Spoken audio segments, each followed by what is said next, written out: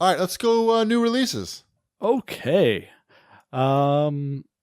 We spoke about some of these games last week, but let's talk about Mario. Because Friday is the new release date for everything. You want to jump right into Mario and not the other games that we've been playing? Why not? I don't know. People want to hear about the Mario, right? I figured we'd save that for last, but we could talk about it first. Shipwreck's in charge. Shipwreck's in charge. Let him go. No. I don't want to steal your thunder. Let's talk about the game with the plumber. I don't know, Wombat. Let's tell us about Rush, a Disney Pixar adventure. I haven't played that yet, but I have played Disneyland Adventure. $30 for an old Kinect game. I let Elliot play Disneyland Adventure, and he sat on the couch and was able to play it. And I think it's the first game he's ever really been able to play by himself with a controller. So I give that game a thumbs up. Wait, are you really playing the new version? Yeah, the new version of Disneyland Adventure. Oh, okay.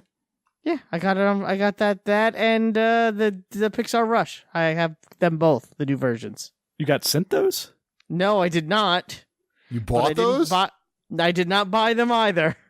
Okay. They were a gift. From who? From what do you mean? Don't worry. I'll tell you after if you really want to know, but not from a show listener. And not from a video game company.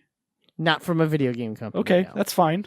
Yes. You mean like a friend? I was not expecting you to have these. I know, that's why I thought it would be funny. But yes, from a friend. So Elliot played Disneyland Adventure. It worked out well because we got that on the day. We actually got those before they came out. And I was home with Elliot. I was working from home, but he came home on the bus. So there was like a good 2-hour gap there. And I was able to set him up and show him how to play a game on the Xbox One. And he was able to play it by himself. And again, he's never really been able to play a game with a controller alone on the Xbox One. So he was really excited. And it's adorable. I mean, you walk around Disneyland and you talk to animals, to Disney characters. And you get them to sign your autograph book. And it's cute. You know, it's not going to change the world. I don't know if it's worth $30, but it's cute. Is there a lot of child abuse in that game? No. So forget it. It's cute. I'm out. Yeah. No child abuse. Doesn't take place in Detroit either. So, I mean, like I said, we haven't played a Disney Pixar adventure yet. Rush. I don't even know what that game's about. All right. Mm-hmm. I know, Cheapy, you've been playing some of the Wolfenstein 2. I have, yeah. I bought it for PC. I've been playing that PC. I've been playing that on the what have I been playing that on? Xbox One. Oh, the Plebe 4000? Yes, the Plebe 4000. Like 7 frames per second? That's right. I saw you Twitch some of this one. Wombat, you were not very good. No, I was terrible. I'm still terrible. What I was noticing when watching you play on Twitch was that Wolfenstein 2 has really good bullets going into wall physics. It does. It's a very well crafted game. I for any criticism I have about it, it has nothing to do with the actual quality of the game. Does that make sense? It is definitely well made and well thought out. And Cheapy, I know you kind of disagree with me on this. I think there's a little too much on the cutscene. Well, the last one was like that too. I was just about to say, Wolfenstein 1 was the same way. I did play that as well. It's a little too talky for my taste. Well, you don't like cutscenes in general. It's got a lot of them, and they're long. And eventually, it's like, I get it. I know why. The thing is like, I get it. I know why I'm here. I know why I'm in this place. I know what I need to do. You know the Nazis are bad. Yeah, I need to get. Not from everybody point knows A. that, though. That's true. I know. Sad.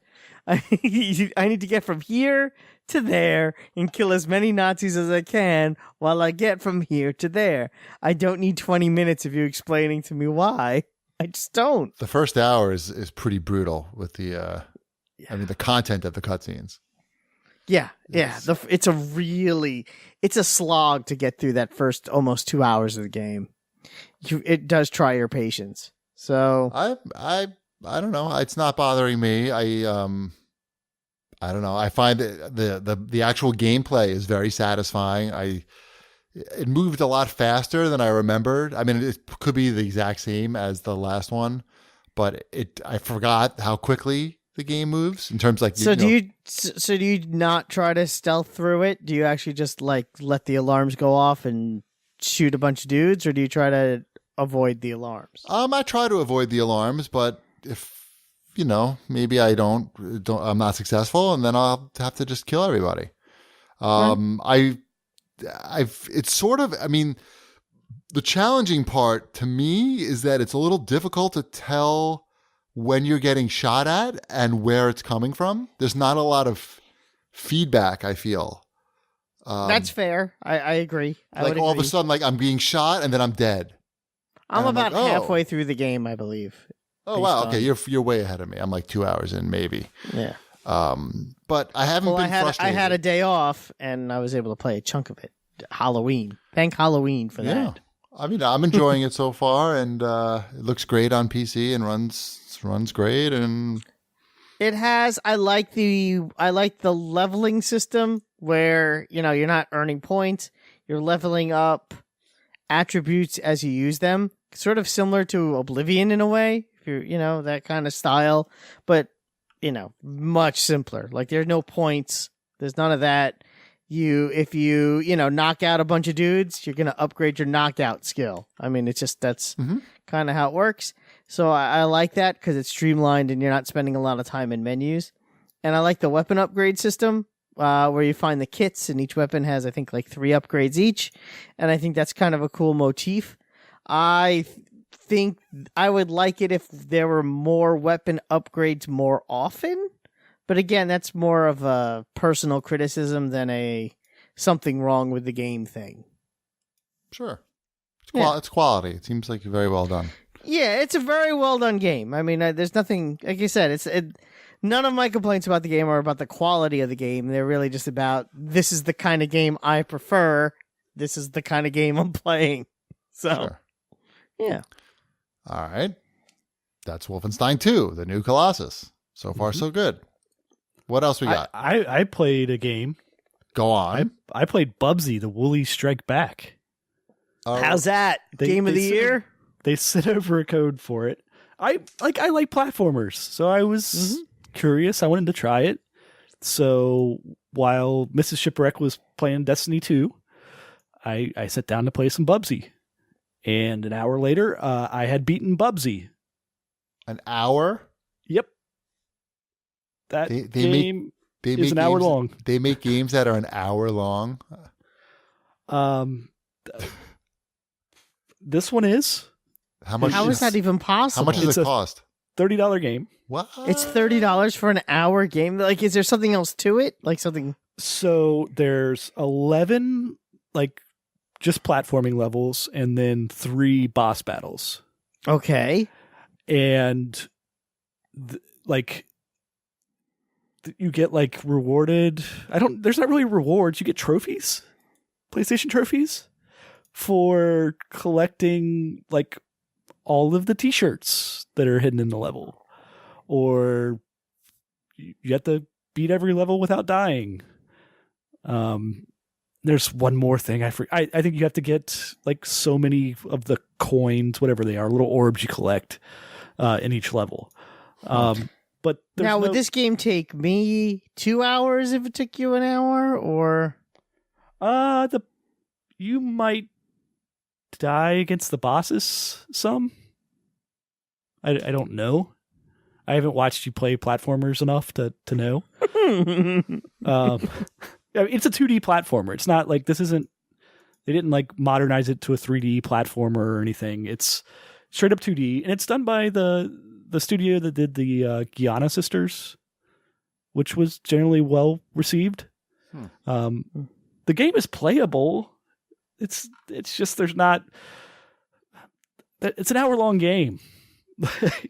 I don't know what more to say about this. Like, it's just so weird that they like had this big Bubsy coming back, and like even if you made an hour-long game, have some unlockables or some reason to replay the levels besides like going for trophies. Loot boxes. Needs more loot boxes. I liked that the end screen for the game told me that Bubsy will be back soon. Yeah, and it better be you better be free for an hour-long game. Jeez. That's crazy. And he just keeps he has if you're familiar with Bubsy, he likes to make quips. So he's just like constantly talking throughout the game, and a lot of it is about like how he hasn't had a game in 20 something years. Which is and it'll be another 20 more. Yeah. All right. What else we got this week? Super Beat Sports for the Switch. Okay. That's the new Harmonix game. I'd say, isn't that the Harmonix Jam? That is. It's a music rhythm game. Where it's got like a cute cartoon style to it. And these aliens come out and they throw baseballs at you. And it's all to the beat. And it's all like, it's not licensed music. It's just like original beeps and boops stuff. But Beeps and boops. Yep. It's got all the beeps and the boops. And the aliens throw different kind of pitches at you. And you hit them with your bat. And you earn new clothes and new sports gear. It's got like 5 modes. I think 5 modes in there. So the main mode that I have just about beaten is the pitching and the baseball type game, and then there's like a volleyball type game. There's they call it golf, but it's, I don't know. It's just hitting the balls into the aliens who are singing. Game, kind of like a memory type of thing. All right. And I haven't tried the multiplayer, but it seems like it would be pretty fun. $15 seems perfectly reasonable for this. All right. Super Beat Sports. Harmonix is still making games. Well, they made a game. I don't know. I don't know if they're currently making any games. Yeah. Drop Mix I saw was on sale on Amazon. I've liked everything that Harmonix has ever put out. So I hope this does well for them on the Switch. Yeah. Seems like it might be hard though. There's so many of these sort of smaller games on the Switch. I bet you they all get lost. It's not a retail release? No, it's a digital only release.